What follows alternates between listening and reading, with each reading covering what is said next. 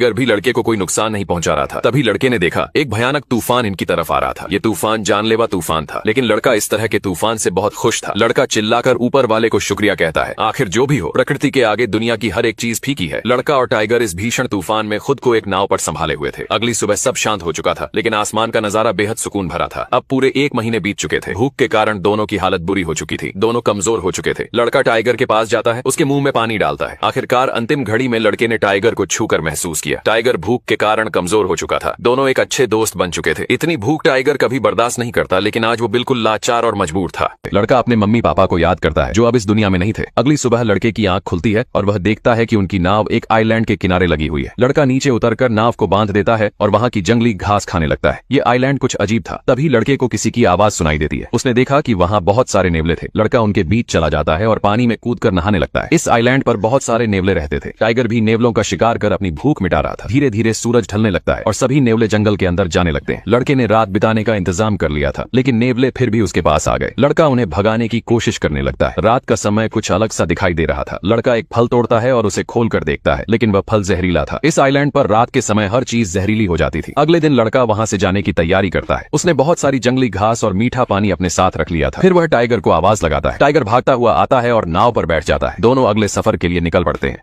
कई दिनों बाद वे समुद्र के किनारे पहुंचते हैं। लड़का रस्सी पकड़कर नाव को खींच रहा था, लेकिन उसमें अब जरा भी जोर नहीं बचा था। वह समुद्र के किनारे गिर जाता है। यह सफर काफी कठिनाइयों से भरा था। टाइगर नाव से नीचे उतरता है, लेकिन वह इतना कमजोर हो चुका था कि उसे चला भी नहीं जा रहा था। धीरे धीरे टाइगर जंगल की ओर बढ़ने लगता है। लड़का उसे ही देख रहा था और यही सोच रहा था कि टाइगर उसे एक बार पीछे मुड़कर जरूर देखेगा, लेकिन टाइगर बिना पीछे देखे जंगल में चला जाता है। तभी कुछ लोग आते हैं और लड़के की मदद करते हैं। हालांकि लड़का बहुत रो रहा था। लड़के की जान तो बच गई थी, लेकिन उसे इस बात का गहरा दुख था कि टाइगर ने एक बार भी पीछे मुड़कर नहीं देखा। वह टाइगर जिसके साथ लड़के ने कई महीने कठिनाइयों में बिताए थे, दोनों ने मिलकर उस दर्द को सहा था। यह एक गहरी दोस्ती थी, लेकिन एक तरफा दोस्ती थी। चाहे दोस्ती हो या प्यार, अगर वह एक तरफा हो तो दोनों ही जहर के समान होते हैं। यह कहानी यहीं समाप्त होती है। आपको यह कहानी कैसी लगी जरूर बताइए।